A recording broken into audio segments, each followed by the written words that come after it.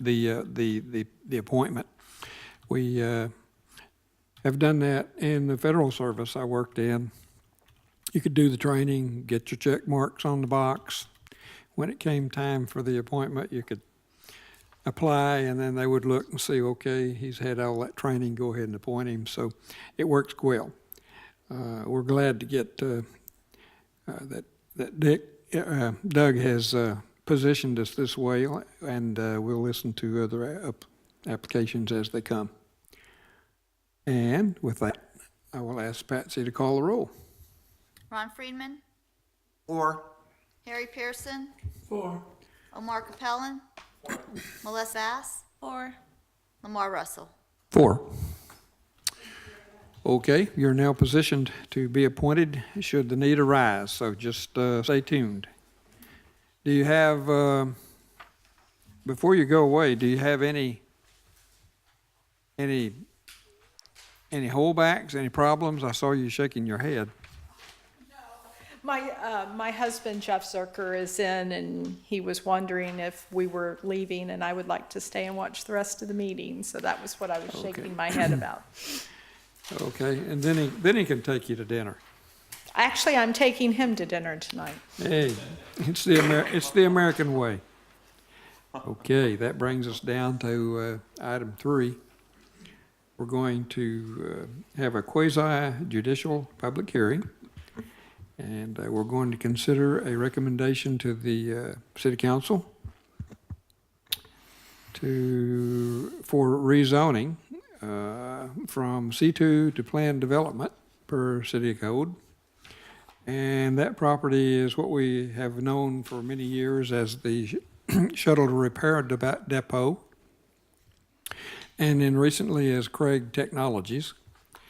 And it's now going to possibly take on a new life, and we're going to talk about that tonight. So who is here to speak for item 3? Hello. Introduce yourself and just put your hand on the mic when it does that. Yeah. Yes, my name is Cole Oliver, and I am with the ownership group of we call it the CCJV building, the Cape Canaveral Joint Venture building. And, I don't know if Mr. Dickey has any presentation at all tonight. Really, I just have some basic comments on it for the board. So our group built the building back in, I believe it was either 88 or 89, and it's been the same ownership group the entire time. It started with Rockwell Collins, I believe, was the actual initial tenant, and it has been until 2011 with the shutdown of the shuttle program. It was the United States Shuttle Logistics Depot building. And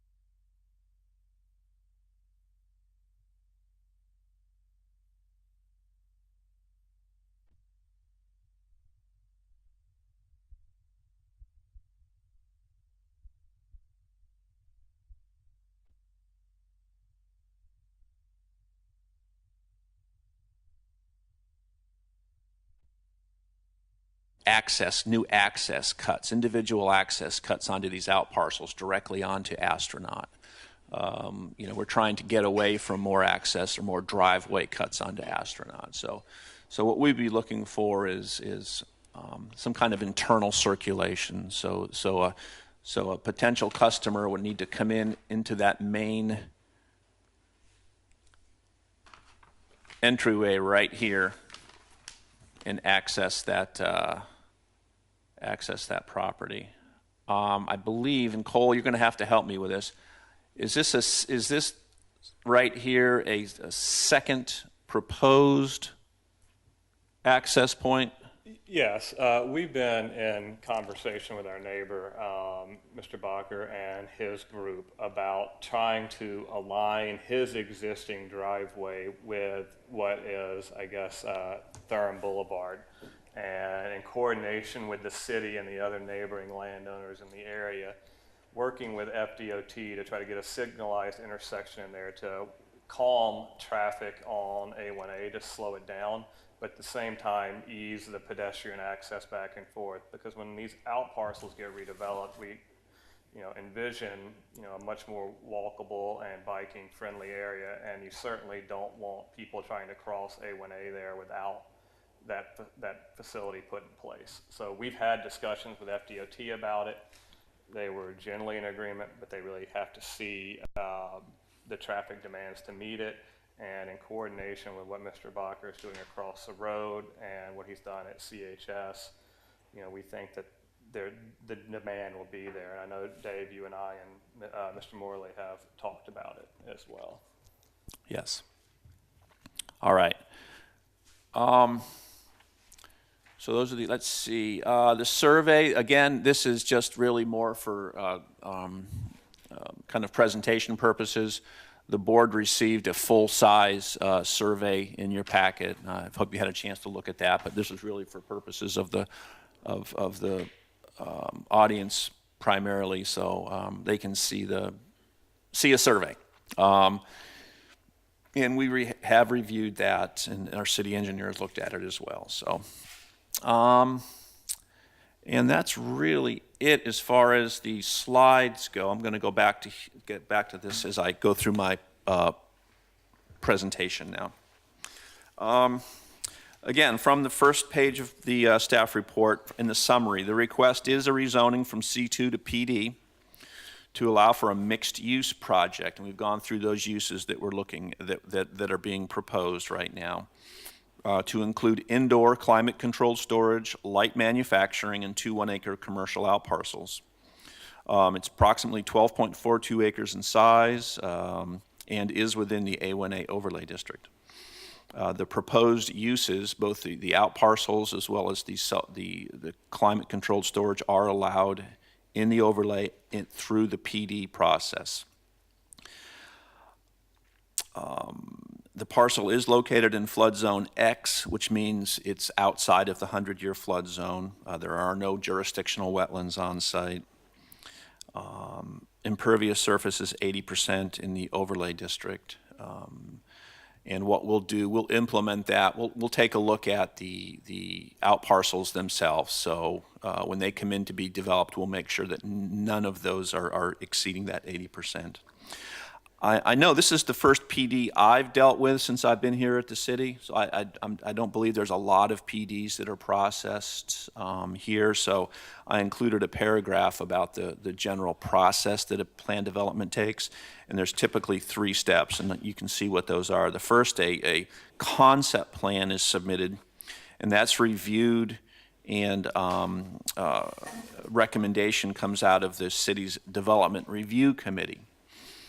And that step has taken place. The next step is what we're doing here this evening. The concept plan is morphed into what I call a land use plan, and that's what's been presented for the board this evening to consider. And a recommendation will be requested from the board this evening, and then that recommendation will go to the city council for final action. So it's similar to a typical rezoning process.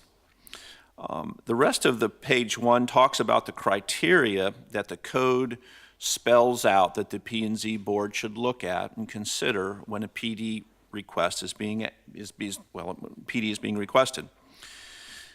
And let's go through those. I think those are important. We don't have many of these, and so I'll quickly go through them. What page are you on? I'm sorry, I'm on the first page, still on page 1, and I'm going to start with number 1 through 7. Have I lost you, Lamar? Yeah, I'm lost in the paper here. Okay, it would be on. Seal on it. It'll be it's on the first page of the Planning and Zoning Board staff report. After the interview When you information. said page 1, I got lost out. It's Yeah, well, there- actually Item 3. Got it. Okay. Let's look at the criteria. Degree of departure of the proposed project from surrounding area in term of character, density, and intensity. 2, compatibility within the plan development with surrounding neighborhoods and other uses. 3, prevention of erosion and degrading of surrounding areas. 4, provision for future public education. And I will say this, a number of these criteria really don't apply to this project because oftentimes a PD will include a residential component, and this particular one does not. So some of these criteria will not apply, in particular number 4. Number 5 will not apply either because it's talking about common open space, and that's something that we would typically see in a residential PD. Number 6 does not apply because this project is really, it's already built, so it's really being done in one phase. Number 7, the availability and adequacy of water and sewer service. And that is there is sufficient capacity in both the water and sewer systems for the proposed project. Number 9, the availability and adequacy of primary streets and thoroughfares to support traffic to be generated within the proposed PD. I mentioned this a little bit further into the staff report, and typically I require a traffic study when a rezoning is being proposed or a change of land use is being proposed. But because of the nature of the request, we're going from 80,000 square feet of light manufacturing and retail, commercial, to 80,000 square feet of self-storage.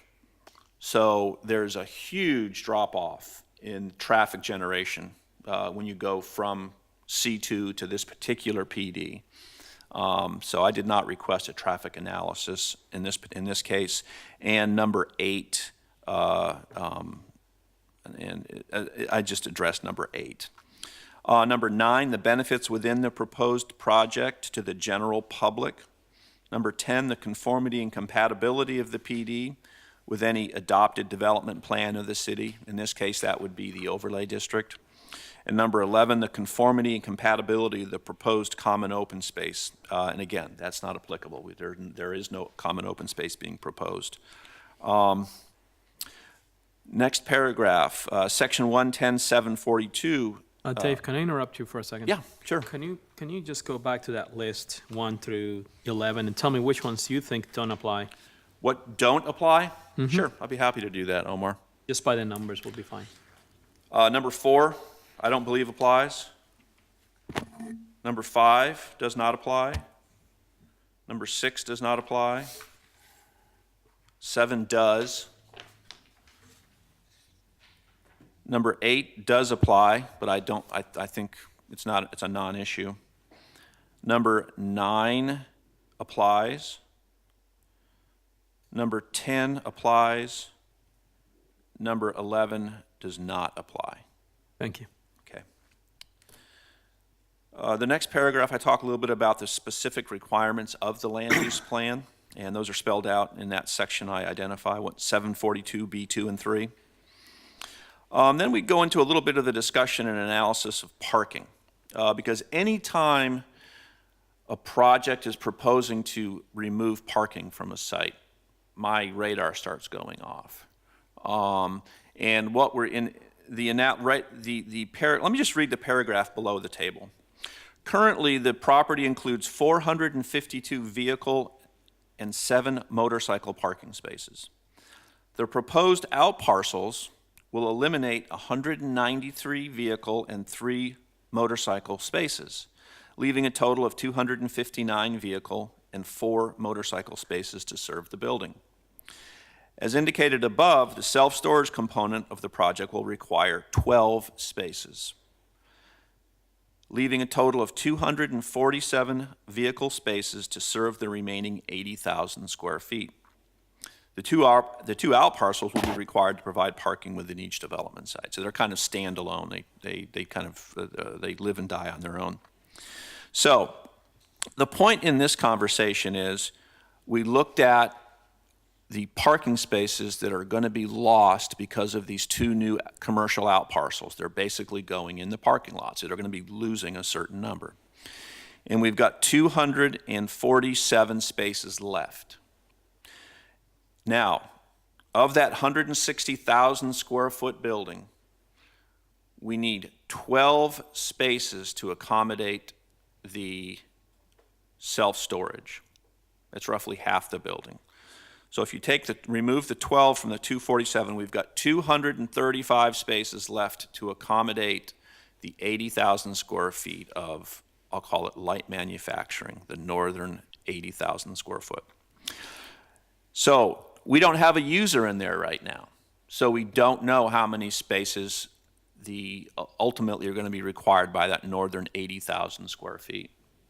So the situation will be when Cole and his group get a tenant and they come in to talk to us, we're going to look at their tenant to make sure that they can be accommodated by 235 parking spaces. Yes.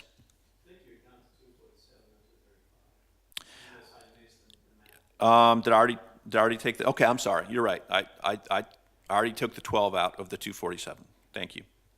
So we'll have 247 spaces left to accommodate the 80,000 square feet of light manufacturing. So we took a hard look at that. Okay? And Dave, Yes. on the parking, looking at the existing parking in front of what is going to be the storage air conditioned area, there's 29 existing spaces, and then along the side, there's another 18. And they're only going to require 12. And my thoughts are that you take the 12 and 6 along the side, keep those to the storage, and use the 29 with the permission of the overall property as overflow parking for the 2 outbuildings, particularly if one of them is going to be a restaurant with a lot of seats, they may need extra parking. Yes, sir, Mr. Freeman, we've thought of that, and especially with the end users, employees, they often like to make their employees park away from their facility so their customers can park closer. So there's an idea we're exploring would be a cross parking easement for those 2 out parcels potentially to park in that southern parking lot that you're discussing. Right. And just to continue on the parking, the way I have interpreted the plan, and I'll go into it more detail later in my comments, that area noted as retention will not be subsurface retention. Those parking lots will be eliminated.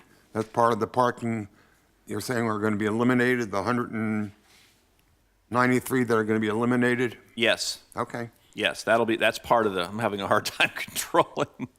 Yeah, right here, there's a shaded area. Yes. On the western or the front of those 2 out parcels.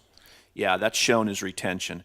And I'm not sure if Cole at this point is ready to talk about whether that retention is going to be, a retention pond or if it's going to be vaulted. I think that'll really probably be something they deal with when the end user is identified. But Well, I have a question on that whole thing.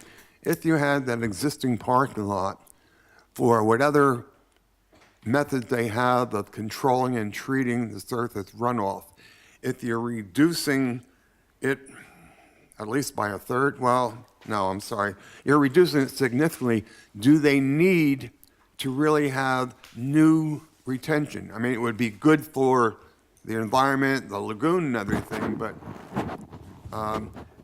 I guess your question is if they're losing, yeah, do you understand the question, Cole? I believe so. I think, what we would work with is certainly with the city's engineer and our engineers, and I have a layman's knowledge of how the engineering works, and that's very dangerous in a public setting. But we would certainly, whatever the engineers say is required, we're certainly going to do that, both for the lagoon and for flooding concerns. But we understand that if we remove some of the existing retention, we have to accommodate that in some other manner. So it's maybe shifting it from here to there, but we're aware of those concerns. Yes, sir. one of the comments I was going to make later, as long as we're talking about parking and retention, my personal opinion, this site has been a visual blight to the city, all right? And I'm very happy to see what should be some very nice development there. And with my understanding, that's going to be a retention basin or pond in the hopes that it would end up looking something like the one they built on Therm right next to where Thaler Villa was. You drive by there and it's beautiful. That'd be a very nice way to shade the rest of the parking lot. I think that would be something that the city Yeah. can easily address during that site plan approval process. But again, the engineers will tell us what works best for the site, and we're obviously open, since we're going to own it, to making it look as as best we can for the city. But also the end users dictate a lot of what they kind of want to see in front of them, because they certainly want to be visual from the street. And as long as I'm talking about the digital impact, it's an existing site, so I think Dave told me it really can't require it, but, all the rest of that parking, not a single tree, there's some grass strips there. For a few bucks, and I'm not talking about big bucks, you put in 8 or 10 trees there, it would really dress it up. So that's a suggestion. And we were hoping that a tenant will come along and say, we want to be in here and we'd love to see some trees, and we gladly accommodate them on that. Well, Will, I think that'll be fair game on the 2 out parcels, because that's a new development. So I think on the out parcels, we're going to see some really nice landscaping. I'm not talking about the out parts, I'm Right. talking about the rest of it. Right, yeah, the In fact, remainder. I'll make you an offer. I'll pay for one small tree for the rest of it, just to make the place look better. Yeah, We appreciate the contribution. Thank you. And to Ron's point, I will say this now. This is a PD, and a PD is give and take. I mean, the applicant is asking for things from the city. And a PD also is not limited to what specifically is stated in the code. It's kind of a free-flowing zoning for that piece of property. So my view is, if the board feels strongly enough about requesting a couple of trees out in the remainder of the parking lot, I think that's within the board's purview to add that as a condition.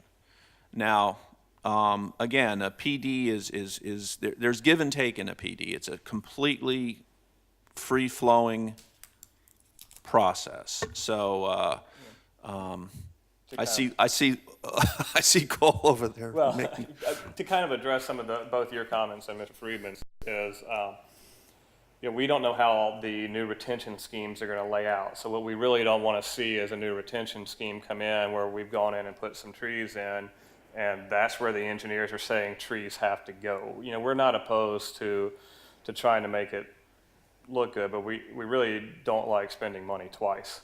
And so until we know exactly how the engineering lays out, I'm hesitant to commit to something like that. Yeah, no, Cole, I don't want to get ahead of ourselves, Mr. Chairman, so excuse me if I am, but if that's the recommendation from the board this evening, I think it would go something like, we would like to see some trees, but we're not going to say they have to go here, here, and here. It would be, part of your overall. Yeah, maybe it's like 6 trees throughout the site or something like that. Yeah, I understand.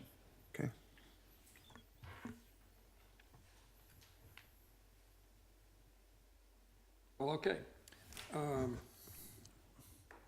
I guess I need to finish my, I Yeah, kind of finish. lost exactly where Yeah. we were, but I think. Proceed. Okay, thank you, Mr. Chairman. So we talked about parking. Again, the next paragraph, we talked a little bit about the zoning and what C2 allows and the proposed uses in the PD and that they are consistent with the zoning and the existing uses in the area as well as the overlay district. We've talked about access already. Again, since this is I'll call it a redevelopment project, and when I say that, the structure itself is nothing's happening to the structure itself overall. A lot of the overlay requirements don't apply, frankly, so that, the structure's there, it's not being modified. But we will, there'll be certain sections of the overlay that we implement, such as landscaping and signage and things like that. But a lot of the architectural standards that we typically require with a new building, that's not going to apply here. So not everything in the overlay will be appropriate or applicable. Again, the next paragraph talked a little bit about water and sewer and their availability, retention, detention, and we talked just a little bit about approvals that still will be required, and that includes site plan approval and a site development permitted concurrency review. Staff's recommendation is that the P&Z board recommend approval to the city council for rezoning from C2 to planned development for the 12.4 acre tract as depicted in attachment 6. And attachment 6 is the land use plan that you have in front of you this evening. The large scale as well as what's showing here on the monitor. Mr. Chairman, I'll quickly go through the attachments and that'll wrap things up from as far as the presentation goes. Attachment 1 is again just a location map showing the parcel in red in relation to the other parcels in the area. Attachment 1 on the next page also includes an actual aerial showing the property. Attachment 2 is the application itself. That includes a letter dated June 6th, 2018, essentially spelling out the proposal and how the applicant feels it's a benefit to the community. And then the last part of attachment 2 is the rezoning fact sheet, and that just gives some basic details and information about the property itself. Attachment 3 is information from the Brevard County Property Appraiser's Office. It talks a little bit about the property, market value, the assessed value, that type of information. Attachment 4 is basically an authorization letter from the joint venture granting Mr. Tom Hermanson to act as agent, which he has throughout the process. And attachment 5 is a zoning map of the city. And again, identifying, you can see that this property is zone C2. And then attachment 6 is the actual land use plan that you have in front of you. Mr. Chairman, I believe that concludes. Which one's attachment 6? Attachment Is 6 that is, this? yes, you should have 2 full-size sheets in front of you. One's the land use plan, the other is the survey, and those 2 represent attachment 6. That's it, Mr. Chairman, from me. Okay, thank you for that good report. Let's see. We'll start again with questions or comments from the board. Let's see, Ron did you finish, Ron, or was that the beginning of what you wanted to input or ask about? Comments? You have comments? Okay, I'm going to start with you. Yours are usually, In case any of the board members haven't taken a look, the existing parking area in front of the building right along A1A is nicely landscaped. So that will, hopefully when the rest of it gets landscaped, it'll really improve the aesthetics of that whole area.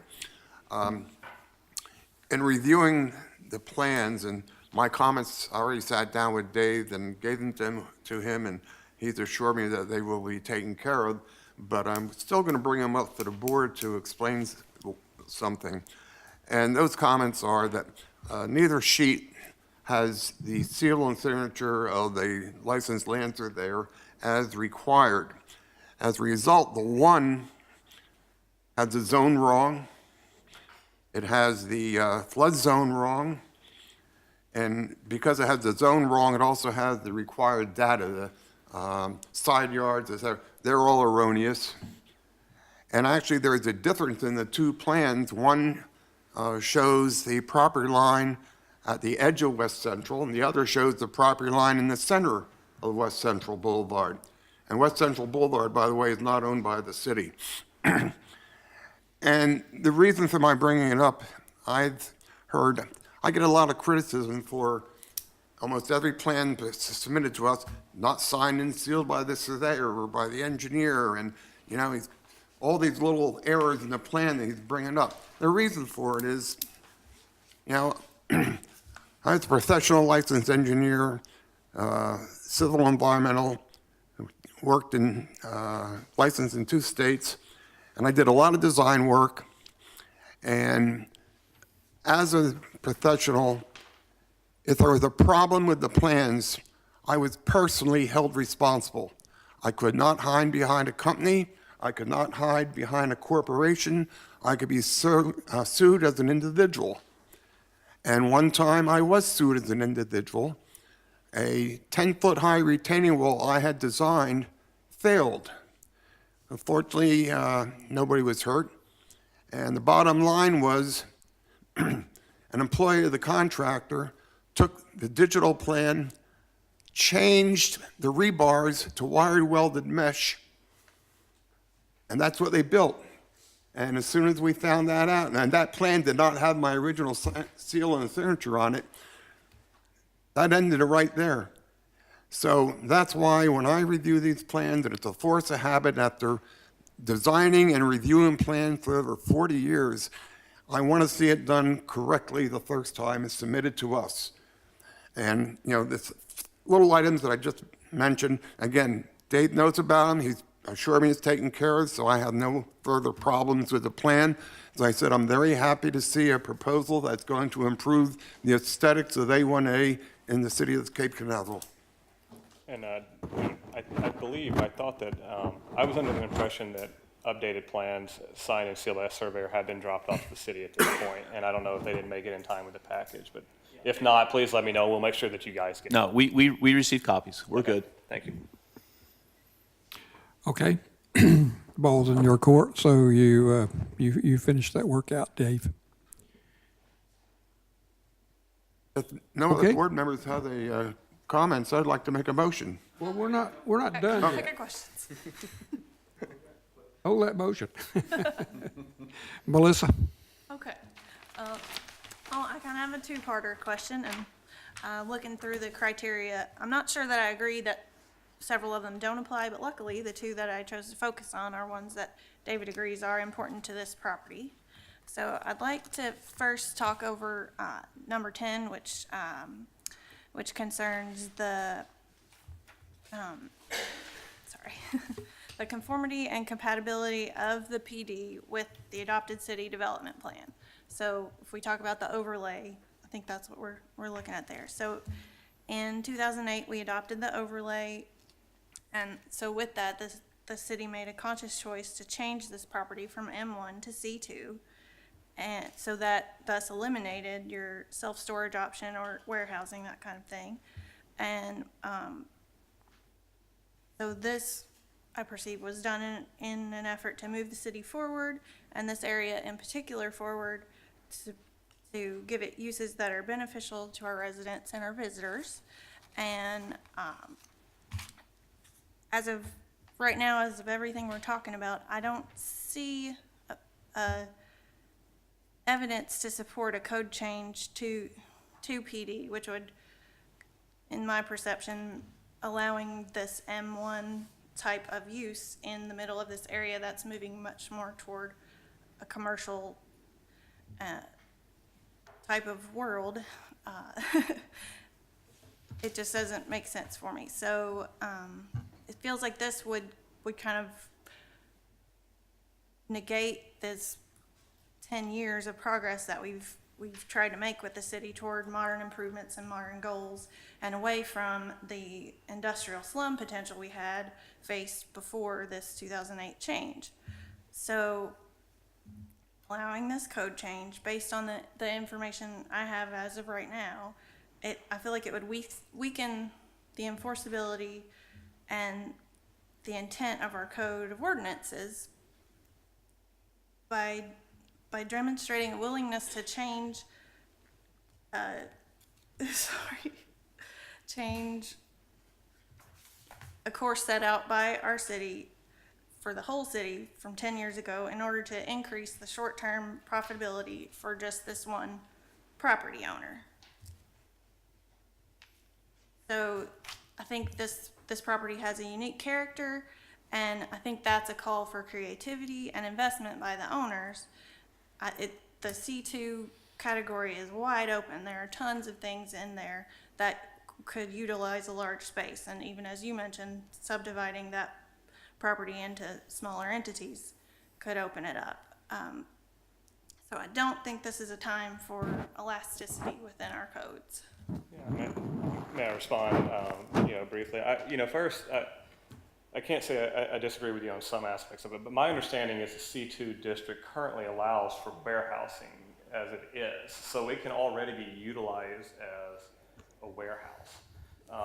And it can already be utilized with roll-up doors down the whole facade, and the whole thing could be a warehouse. But I think the problem we're running into is, how do you define mini storage versus warehouse?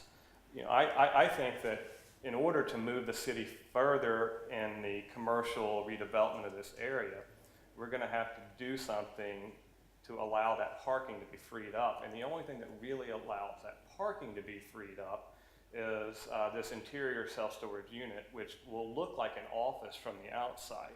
And I would take the position, based on my own use of them, that it's essentially just a different type of retail, because you have people that are coming in or out, not very often. It's the lowest traffic generator of either the lowest or the second lowest under the FDOT standards.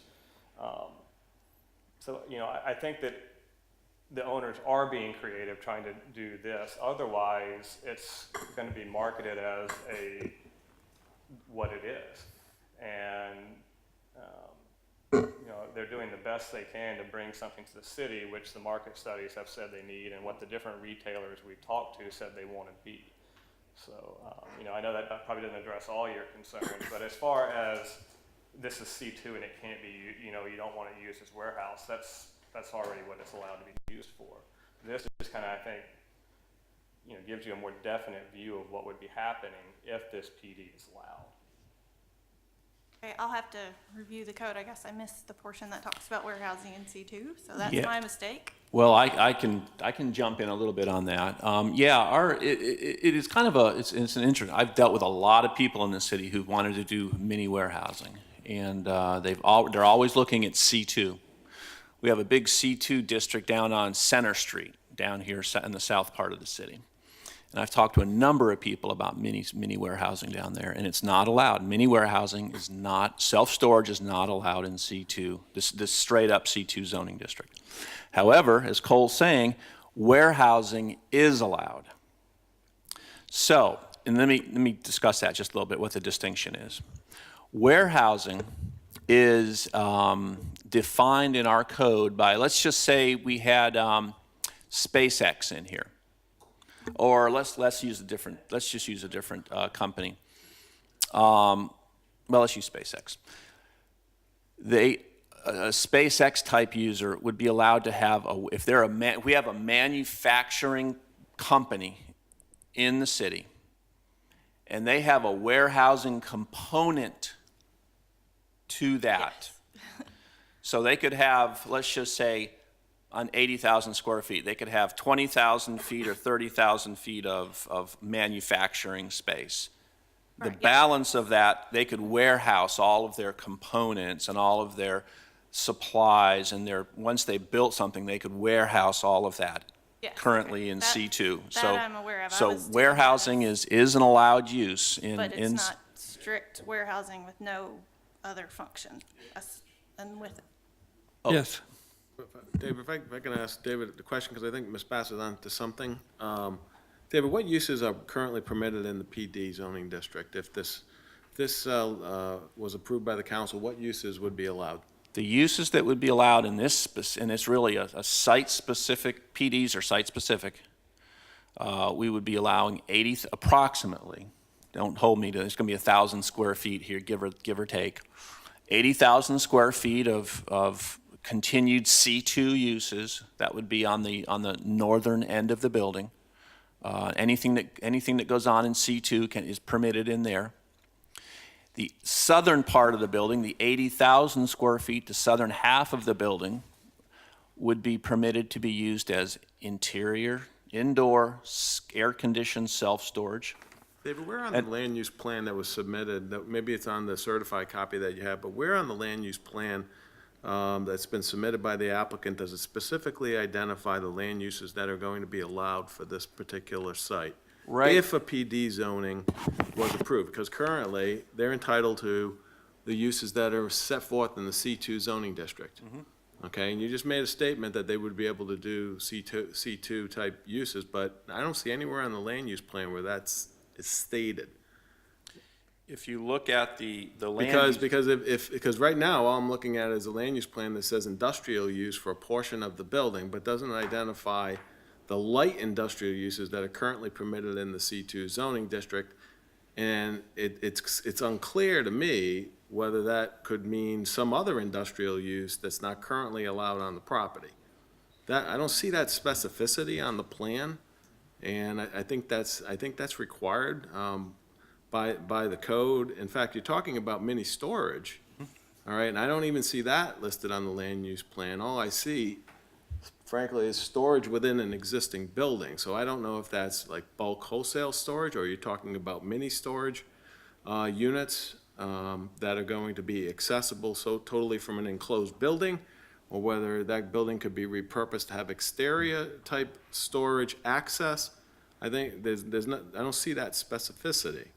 And on the same thing on the out parcels, what uses are you proposing for the out parcels? Currently, all I see is in the document that was unsigned and submitted by Mr. Hermanson, is that it says service establishments. So are you proposing to limit the use of the out parcel to service establishments, or do you want the full? Use is consistent with the C2 zoning. So, what we're looking for is the C2 zoning plus, is basically, I guess. Okay. And within the area that Mr. Dickey has identified as approximately 80,000 square feet of self-storage that is, intent is to be only accessible from the interior for the air-conditioned self-storage units. Yeah, I mean, we need to take the land use, and I hope all of you read my staff report, because the staff report's very specific on what's being proposed here. No, it's not. The second paragraph, I, and I'll reread this again for everybody. And the board, I'm certainly not here to tell you anything. What we're here to do is make you comfortable. And if we can't make you comfortable, then you'll have to vote accordingly to your conscience. But if we need to address Anthony's concern and observations, if we need to ask the applicant to be more, add specificity to the land use plan, then we can certainly do that. My point, David, is that I don't see it on the land use plan. Correct. And when the council considers the PD rezoning ordinance, it's going to reference the PD plan, and I just want to make sure that it contains the list of uses, because the applicant is proposing a change of zoning. Yes, And the PD ordinance is that you get the uses that are approved in the land use plan itself. And I know you're stating all the stuff in the staff report, but I think there needs to be that specificity in the plan itself. So Yeah. there's no confusion if the council was to move forward and approve the ordinance. yeah, I think what Anthony is asking or observing is a very, very simple fix. We just add some narrative to the land use plan, and we're good to go. But I really, so thank you for that. Yes, if we need to add more specificity to the land use plan, that's certainly something we can do. We can discuss that this evening. We can have that done. If this board this evening does not feel comfortable with sending it on to the city council with that understanding that we do it between now and then. What is the applicant specifically requesting? I think I'm hearing the applicant say that they would like PD zoning, which is they want all of the uses in the C2 zoning district plus something. And that something, I want just clarity before the board makes a motion and recommendation. What's that something? The interior mini storage within that 80,000 square footprint. And everything. 80,000 and change, I don't know what the exact firewall break is in Yeah, there, but. yeah, and then that C2, all the permitted uses that are currently allowed on the site, that remains the same. It's just the 80,000 square foot, the southern portion of the 80,000, or the 80,000. Now, the plan so the plan then identifies a portion of the existing building. I know we're repurposing an existing building, which is a challenge. Says that a portion of that building is industrial use. So The Is that- industrial use that is currently allowed within the C2 Okay. Zoning. But no others, your request is no other C2 uses other than light Other than what, manufacturing? no, whatever is currently allowed there, because, in the event the light manufacturer, doesn't come in, but someone comes in and says, hey, I'd like it to be a retail use, then, we'd like to be able to move them in there. We just don't know what the appetite is gonna be for, potential tenants. So we wanna leave everything but that 80,000 square feet as it is today with the C2 zoning in place. Okay, because We don't want extra industrial that's not already allowed there, if that addresses kind of the concern of the board. well, the plan that we have before us, you're limiting, if it was approved, you would be limiting your ability to do something other than the industrial, the way I see it. But I'm looking at 80,000 square foot existing building, industrial use. I think that's just what it's already being used as, is what it's saying. That's the intent of that. That's not saying we want this building to only be used for industrial, so. And what Anthony's saying is the land use plan, if that's what it says, that's what it's going to be permitted. Right. I hear what Anthony's saying. I think it's, like I said earlier, it's a very simple fix here. But Anthony just wants to make sure that the board is aware of what they're, I want to make sure that the applicant, the board has to make a recommendation on what the applicant is requesting, and the land use plan needs to, I hear you, Mr. I think you need to kind of go back and maybe clarify that existing land use plan, because you're going to limit your ability, or your client's ability to, It just needs to be relabeled. Yeah, I think it's a very simple fix, but Anthony makes a good point.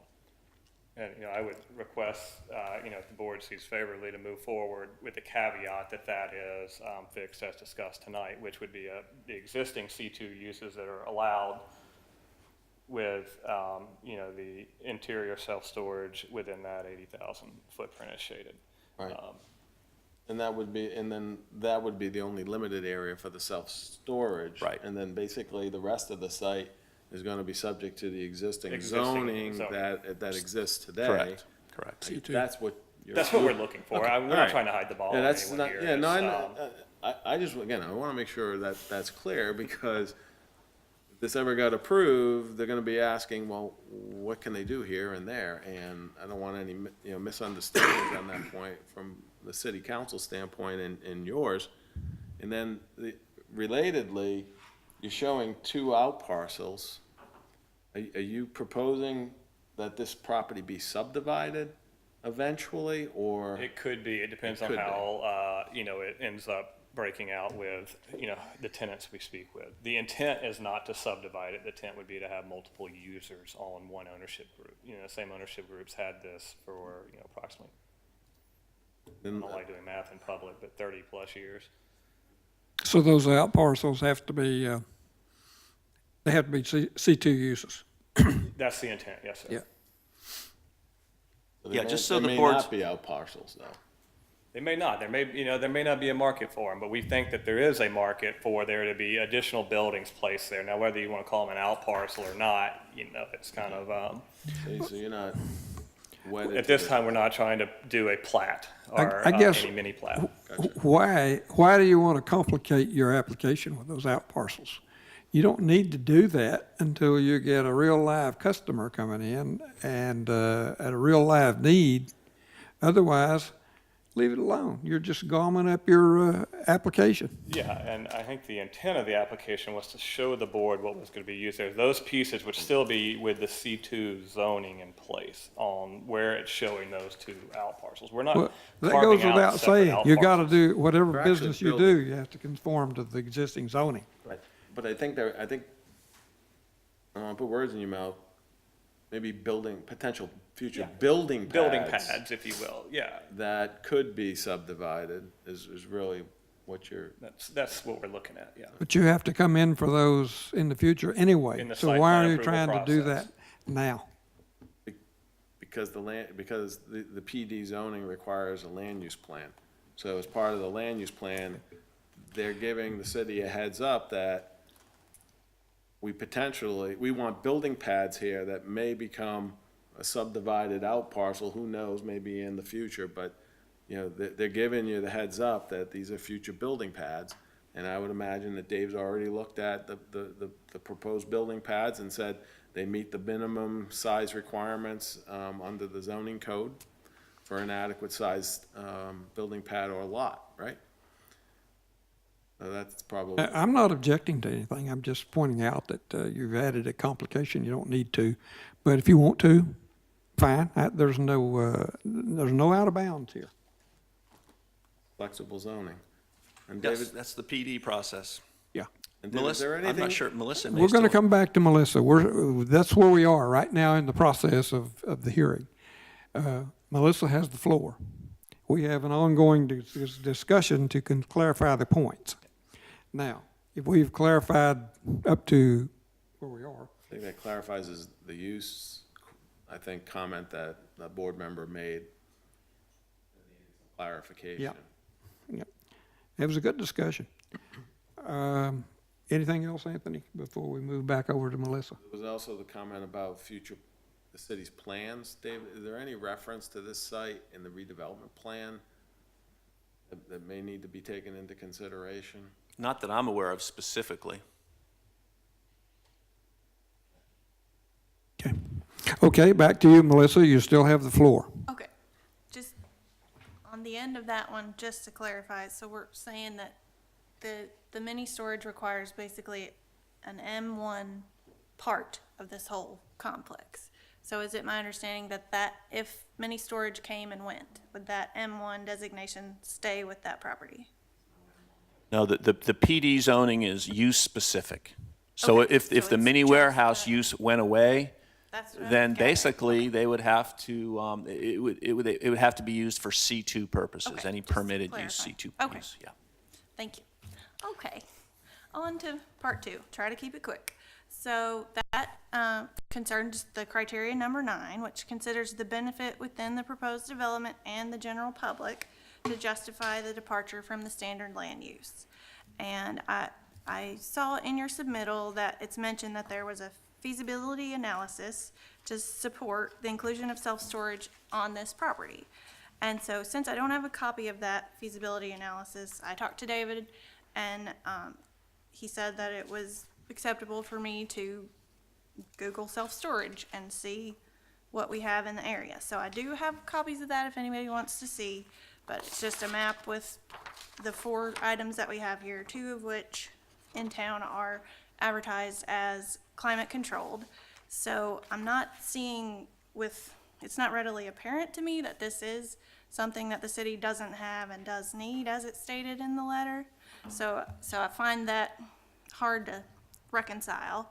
But if anybody wants to see this, you're welcome, but not much other than knowledge that there are 4 other storage, 2 of which are climate controlled here in the city, and so it's not formal, but there it is. Melissa, what's the point you're making now about the self-storage? I'm getting lost. Sorry. So the number 9 criteria it considers the benefit within the proposed development and to the general public to justify the departure from standard land use. So we're departing from standard land use, getting a PD because we want to put in self-storage. So there needs to be a benefit to the city of making that change and getting that storage. And what I'm saying is, I don't see a need or a call that's apparent to me in the city for self-storage in particular. Well, the benefit to the city is to keep that building viable, maintained, kept up, and they need an income. I They need an agree. income to do I that. think And what this supplies an income. It That's the does. benefit. But I think what I'm hearing from the paperwork here and the gentleman here today is their search for tenants has not been what I would call all-encompassing. They've targeted certain areas, and I'm saying there's more that can be done. There's creativity to be applied, that it doesn't make sense to me to go this far off the rails to fill the building when it's outside what I understand to be the city's goals. May I address your comments a little bit on that aspect? Go ahead. I think the benefit to the general public is, we've discussed it with Mr. Friedman, is it cleans up what could be considered a blighted area in the city. You're gonna get, sidewalks and landscaping brought up to code on a vast amount of your A1A frontage, which is kind of the entranceway of your city. The exterior of the self-storage building fronting A1A will look almost exactly like it does now, but instead of having a Craig Technology sign on it, it'll have, whatever third-party company we end up choosing going with it. So I do think it will be a visual improvement on the city. I think that you'll see walkability and pedestrian activity improve within the city in that stretch. And if we can continue to work with Mr. Bacher to line up the intersection, then, there's an improvement in the traffic flow there as well. As to the comment on there being a demand for it, I think Mr. Dickey could probably tell you how many calls he's had from people that do this for a living that say that Cape Canaveral has a demand for this product. And then I can't even read my own handwriting here, so apologies to that. But there was one other point I wanted to make and I forgot it, but if I remember it, I'll bring it We'll up. come back to you. We're going to talk some more.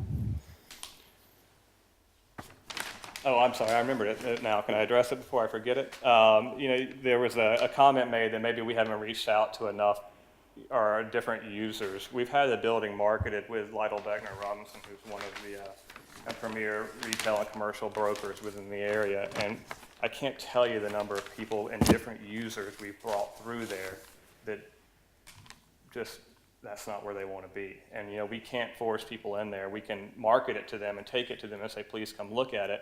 But until they say, that's where I want to be, we can't bring other people in. We've talked to grocery stores. We've talked about different ways of getting other people in there, and there's just not a market for that use at that location at this time. Now, maybe there is in the future, 5, 10, 15, 20 years from now, and if there is, we'll gladly take a look at it then. Anything else, Melissa? I think I'm done. Thank you. Omar?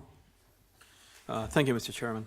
I have several concerns about this. Some of them have been addressed already, and I hate to beat a dead horse, but I do want to make my point heard, even if it creates a discussion or not. I agreed with a lot of things that was mentioned by our city attorney, but also I went through the letter, I went through everything, and I'm in agreement with Melissa when she talks about the need of more self-storage units. It's just, if you drive up Imperial, you just dead end in a bunch of them. I mean, it's ridiculous how many self-storage units are over there. And they're all over the little ones across the way from the post office and down on Central. I did call them up. Mr. Chairman, just to find out if they had any room available, because if they're full, then we do need more. But I did call them up and asked for the classic 5x5s, 10x10s, and they do have availability. Will they say that again? I don't know, because things change on a daily basis. But the thing is, the city is starting to become a place for hotels, parking lots, gas stations, and apparently self-storage. And I understand the need for money. I get that, but I'm not sure this is another way to go to make it look industrial. And then Dave brought something up that made me even more scared when he said this is a free-flowing type of zoning, because that means we have no control. I don't know what's going to happen into the future, what that's going to turn into. And you even said the architectural aspect won't even apply because it's an existing building. Okay, so that means it's not going to look lighted because maybe it might be painted, but it's not going to have architectural motif that we've been doing. Even it's in a CRA corridor, so it should have some kind of architectural, that's part of the CRA money that we're setting aside. So, and it won't be conforming to that. So, to me, I was, to be honest with you, I'm going to be very honest, I was not ready to back this up, not yet. And thank you to some of the points that have been brought up. I'm still not sold in the kind of blanket okay to move forward on something I don't even know what's going to look like. So those are my comments. Like I said, I'm not sure they're going to necessarily require a conversation, but I do have two questions for you, sir. One is, and I think you kind of alluded to it already a little bit. Do you have a tenant lined up for the self-storage? Who's going to take that over and turn it into self-storage? We'll own it, and we're talking with multiple different third-party operators. You're talking about like the national chains? Yes, Or? yes. So Okay. we've talked to a number of them. We haven't come to an agreement on, with who we would go with. One, because they're saying kind of, well, let me see you get the zoning, and then we'll get further into it.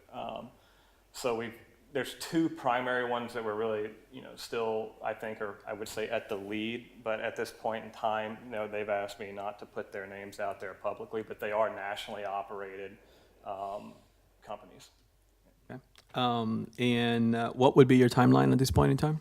So if we could get through the rezoning process, we would probably move very quickly with, everything, as quickly as we could get through all the boards and the land. A year? Approval process. Yeah, I think, a year is. Okay. I don't know if you're aware of this, but one of the big chains, and this would be good research for you to go ahead and check it out, right at south of Cocoa Beach, or actually I should say in south end of Cocoa Beach, right where the road meets up again and turns into A1A. They did one of this storage. They didn't open it for a year. But why? Because there was no demand. So they had to turn around immediately and sell it to a third-party owner, a locally, let's call it locally owned type of business, because it was not the demand that they thought that we're going to have being so close to Patrick Air Force Base. That's why I'm a little leery about this, because, again, have you driven up Imperial? And, if I could address that point, I Absolutely. believe that the South Cocoa Beach property was very successful. And in fact, they just got approved in the county the last month, an expansion down there because it was doing so well. So I believe they're doubling the size of the facility down there. Now, and to the comment on Imperial and other AC storage facilities within the city, my point is kind of competition brings out the best of everyone. So when I appeared before this board with the rezoning for what was at the time a U-Haul facility that Mr. Beal was operating, is now the Cumberland Farms, everyone said no new gas stations. We don't want any gas stations in the city anymore. But with the opening of the Cumberland Farms, it, one, took out kind of a blighted building. And I think that most people would recognize or accept that it is an improvement to what was there. And it's also brought competition to some of the other maybe older gas stations and has led to what I think will be a renovation of those properties in short order because the competition has gotten to them. So that would be my, we are betting that we can outcompete the other AC storage people and provide a nicer product that raises the quality of what's being provided to everyone within the city. Omar, are the units in Ontario, are they air conditioned? Some of them are, some of them aren't. The very old ones are not. Right. And so that would be our idea is, the older ones would then renovate into something else that there's a demand for. Yeah, so again, like I said, it's just, I don't have enough data just to, like I said, I almost feel like planning a blank check, Dave. It's kind of how I look at it. Yeah. Mr. Chairman, can I address that specific concern of Omar's? Please do.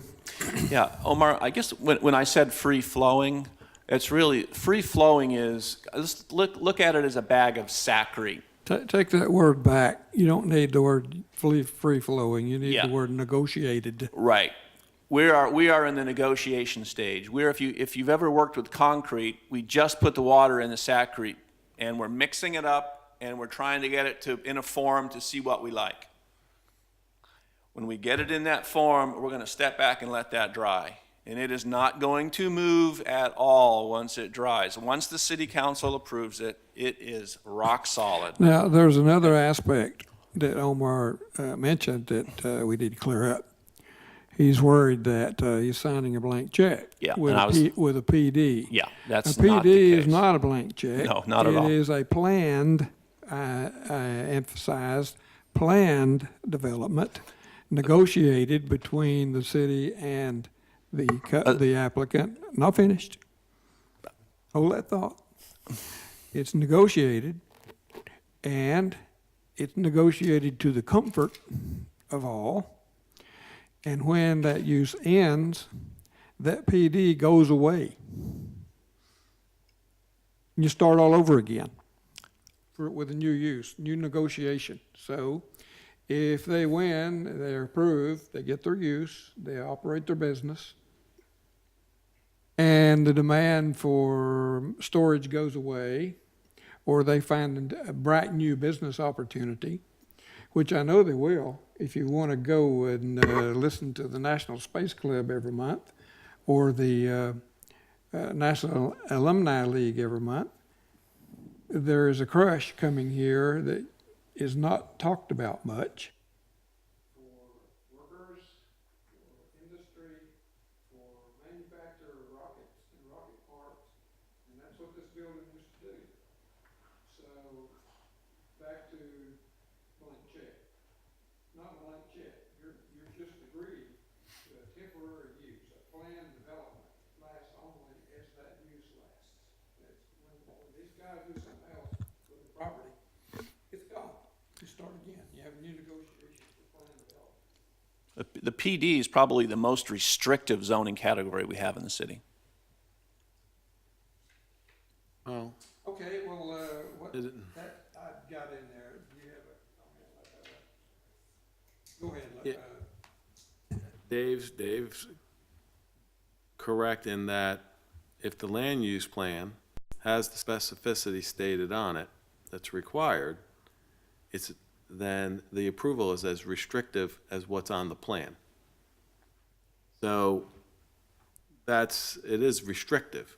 And the code is, if the PD zoning gets approved by the city council, the applicant has 5 years in which to do construction plans, or the PD zoning reverts back to its original zoning. There's an open question that I'm sure will be addressed between now and the council considers what has to be constructed within what time period in order to preserve the plan. That's going to probably be an open issue subject to further discussion, but it is a restricted zoning. You're basically crafting a specific plan and zoning for this specific property. That's right. So it's not a blank check, it's specific, Very specific, and it's as restrictive as the plan is. and it can be changed in the future. Well, It yeah. won't be easy They would have to go through the PD process to do an Right. amendment, Come back to this board. do an amendment to the existing previously approved plan. Correct. Well, okay, that brings us to, Omar still has the floor. Anything else, Omar? No, Mr. Chairman, thank you very much. Thank you. Let's see, Ron, he's been here, how about you, Harry, do you have more? I'm kind of way back at the very beginning. Is there anything that's going to happen with this building and development of the parking and all of that that couldn't be done under a C2 zoning? Yeah, the self-storage is not permitted in straight C2 zoning. Oh, okay, you got me. That's where I needed to be because I didn't know. Okay, that's all. Which brings us to me. When I first saw this application, I sort of wondered why they even need to do this. Because the building, when it was a shuttle repair depot and when it became Craig Technologies, basically the same usage. Craig took over that, and they took over the machine shop, they took over all the offices, they took over everything to do business as they could. And that building is there, pretty much the way it was used during the shuttle years. I don't know if the equipment's still in there or not, but there was a light machine shop capability in the northern half of the building. And the rest of the building was used for office and storage of whatever the parts and equipment needed, test equipment, and for parts used in manufacturing. And then there was a giant data center there. They had all the data retrieval for the space shuttle program, drawings, parts criteria, all that stuff. The library was housed in that building. So then I get this station, and I'm thinking, that's not, that should have changed from the use it's already been used for. Well, the quirk was that the mini storage is in M1 reg and not in the C2 reg, so they had to go to plan development to get that feature. So what we're approving tonight is the same old use that has been used for the last 20 years, or yeah, since 81. That's more than 20. The first shuttle flight was 81. So it's been used since 81, pretty much as it sits right now. So they're asking for C2 use. Well, it's there. They're asking for the added mini storage capability, which is, to me, a very short step from warehousing. And it's a short step in the interest of the city. And it's a short step through the overlay process, because that's why we put it in place, to give ourselves some wiggle room when we run into situations like this, so the city could negotiate a plan development through using the overlay and the changes we'd have to do to the land use plan. In other words, we opened that regulation up, took a risk so that we could encourage development along the A1A corridor, make it attractive. And to make it attractive, we realized that we had to loosen up the strictures of the C1 and the C2 zone. And that's what the overlay does for you. So that's a short sermon that says we're taking a short step from warehousing to mini storage. That's all your, that's the only difference to me. And so we asked the applicant, what are you asking for? And the answer was, you get the C2 usage plus. What's the plus? The plus is the individual mini storage component that will be negotiated in the PD. That to me is a very short step, and a large benefit to the city. Because if we don't help these people, zoning, we're figuring out how to help ourselves live together. But if we don't do this, we're in danger of letting this place become the next Miracle City Mall, like Titusville. It'll just sit there empty. And here these guys have worked hard. They have marketed pretty widely. And they've got a concept. And to me, it's a short step from what it is now already. It's sitting there being used, one usage. We're going to take a short step, allow mini storage. And the building's going to look the same. Parking is going to be a little different. It's going to have a different sign on the front. But we're not going to know the difference, except it'll be a viable, used building. Well, that's my input. So needless to say, we're asking the city council to aid in repurposing this building with a very short, a small change in our zoning. Mr. Chairman, I also would suggest to the board to consider that the applicant is proposing 2 building pads to be added to the site too. And that is a difference than what is currently there today. Yeah, that's a good input. And the way I reason that is that's just a heads up. It may or may not happen. Well, it does impact the potential use of the property. Then they have to If they come. want to designate it a building pad, then that area is really not reserved for permanent parking for the rest of the building. Something technically really should be done with those building pad area. Then they have to come back for a site plan review, right? Whatever the code requires. Yeah. I mean, Yeah. they're going to be building pads, not long-term parking lot. Yeah.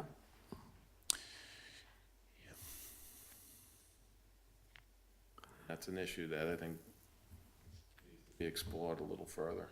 Well, okay, then let's don't hand that, Not with the board, but in terms of the Yeah, land use plan. I'd just as soon not hand that dripping sack to the council this way then. If this is a hang-up, these building pads are a hang-up, and the uncertainty surrounding them, our job is to do the homework and hand the city council a good recommendation. My point is that the building pads are potentially a benefit to be considered along with what you mentioned, Mr. Chairman, because the applicant is giving you the heads up that these are going to be future building pads, okay? But there is the next step after this is the construction. It has to be construction within a certain time period or you lose the PD development. And I had previously mentioned that needs to be, I think, further evaluated by the staff and what that construction trigger and time period is going to be, so they don't lose their PD designation. It's another detail. Yeah. That's not part of the land use plan, but it Right. is another aspect of PD zoning.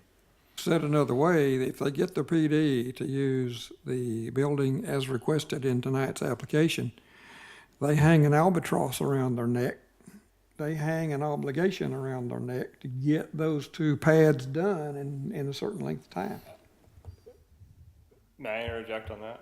I don't think that, I wouldn't say it's an albatross because our Well, intent would wrong. be, no, I know, but our intent would be, we'd love to find people there. But if we have someone that comes in and says, I've got a use for that industrial 80,000 square feet and I need 300 parking spots because I have run a very employee intense business, we may say, well, it makes more sense to utilize the parking there. We'll put some landscaping around it, obviously, and put those 300 employees back there. But what I don't want to say is that if the self-storage is approved, that automatically 2 building pads are going here. We don't have a crystal ball as to what the demand is going to be in the future. We think that is the demand, and we're asking for the flexibility within the C2 zoning, which I believe is already there for that, but for the parking requirements of the existing facility.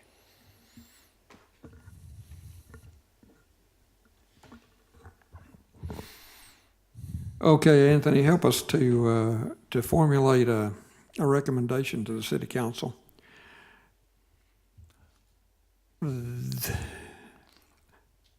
How, I'll come back to you, Melissa. How do we send that to them? Just say, they're giving us the heads up for two building pads, and hold that, city council.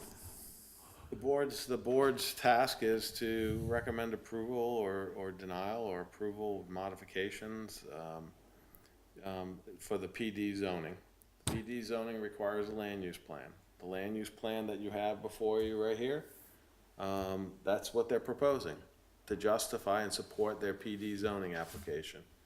Needs a little more work, in my opinion, in terms of making sure that the uses that they are requesting for this land use plan are labeled and set forth on this plan. I think you've heard the applicant say it's C2, all the uses that are allowed in C2 plus mini interior warehouse storage units.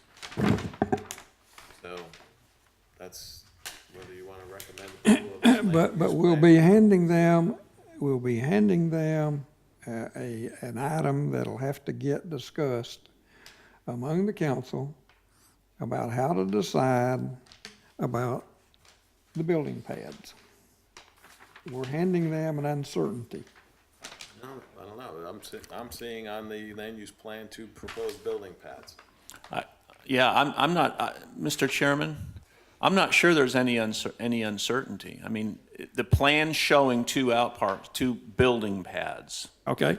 That's All what, right. if that's approved, that land use is approved, that is going to be, as I indicated to Omar, that is going to be what they have to do. If they And they'll want have to, a certain length of time to Yes. do it, and if they don't do it, what happens to the rest of the PD? if they would like to change that in the future, let's say they get an employer that they need to do away with one or both of the building pads, my opinion is they'd have to come in and modify the PD and show those building pads as parking or something else. Yeah, and I just want to be clear, these were concepts of what out parcels could be there. That was gonna be we're wanting to leave that as the existing C2 use.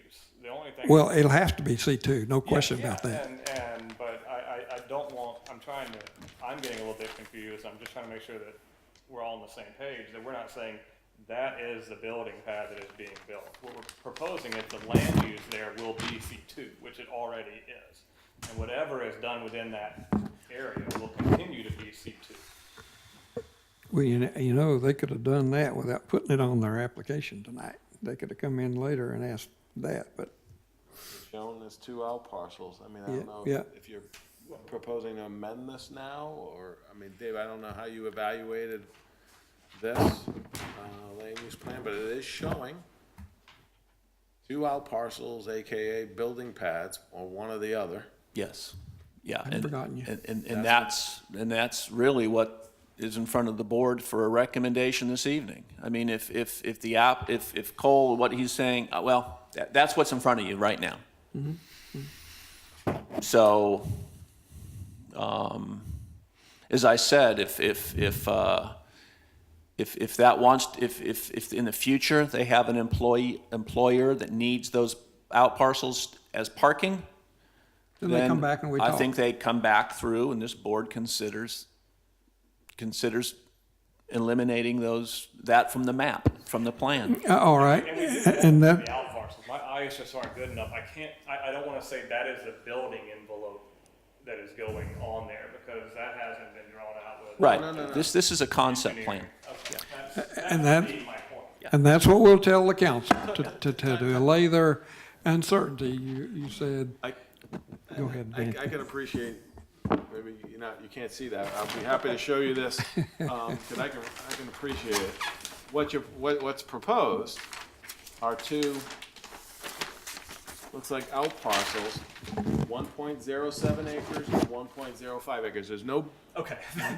So I'm referring to those- It looked like that was a building No, no. outline, and I just wanted to make sure that we weren't. no. Okay, yeah. No, there's no detail about the building, but this land use plan, as presented, being considered by the board, is showing the creation of two outparcels building pad areas of one is 1.07 acres, and the other is 1.05 acres, plus or minus. That's what they're asking this board to recommend approval or denial. And the uses will adhere to C2. C2, except the shaded-in area, which they are proposing the plus, which would be the interior mini warehouse storage units. Right. All C2 uses. All C2 plus Plus. that, for that Plus one. shaded area on the southern portion of the property.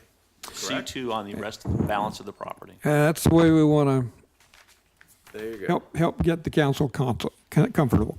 Melissa? Oh, this may not apply. I was trying to understand for the plan development designation. I don't have the code in front of me. Can a single building qualify as a plan development? If they were to go back to the drawing board and take away the out parcels to simplify things, can one building qualify as a, okay. I don't, just asking for my own education. Thank you. Okay, I have lost my fitting for the microphone. I'll leave that to Patsy to find. It fell off. Anyway, We'll find it after the meeting. we'll find it. Are we ready to vote? Or against? We're going to recommend this thing to the council, and we're going to explain carefully to the council, and Dave's going to do that, or I'll kill him, that the only thing different between C2 and C2 plus, the plus is the mini storage aspect of the plan. And then there are two out parcels.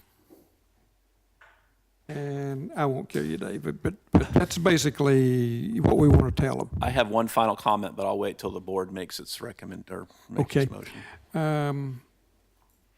Now, I'm trying to frame a motion here so somebody can say so moved, but let's be careful with the motion. We want to move to that we recommend this application to the council as it is. I don't see any reason to amend it. Or did you have one, Ron?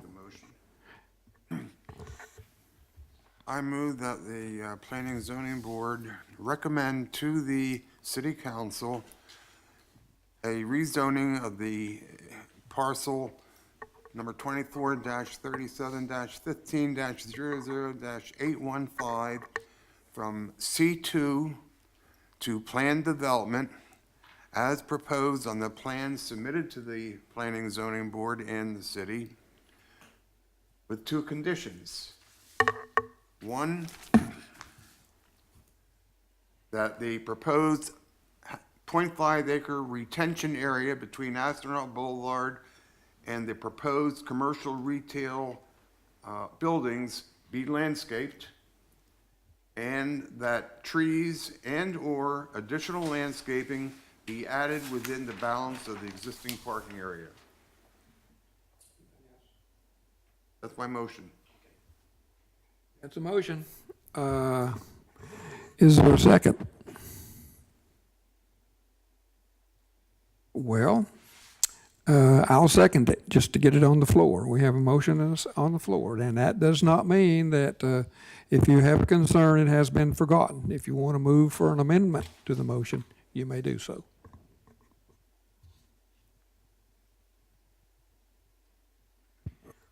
Okay. Call the question. Ronald Friedman, For, Harry Pearson. For, Wait. I thought you said a second. Lamar seconded it. Yeah, okay. All right. Omar Capellan, Against. Melissa Bass, Against. Lamar Russell. Okay, it passes. Motion passes. Thank you for your consideration and time. Thank you for your questions and your homework and your dedication and your willingness to debate without rancor. Is there anything else to come before the board? All right. I move we adjourn. Is there a second? I'll second that. Okay, we are adjourned. I think everybody will vote for it. Why didn't they add the use to the C2? And then the next-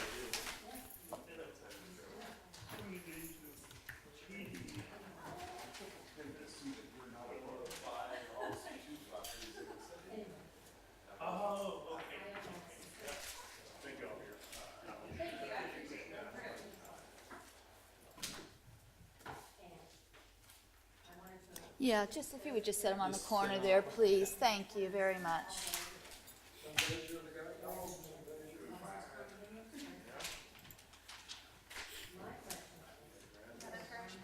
Yeah, right at the corner, please. Yeah, thank you. Thanks.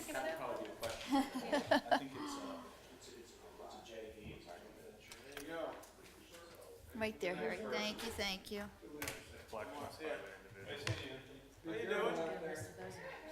All right.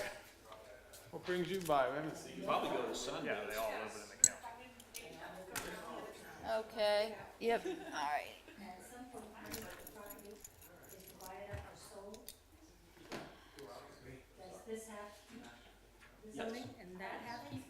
The zoning will run it. I thought it ran with. The owners? No, the bill The use itself, is what I the believe. use. Isn't that what we were told tonight, that it runs with the use? The self-storage component stops being used as self-storage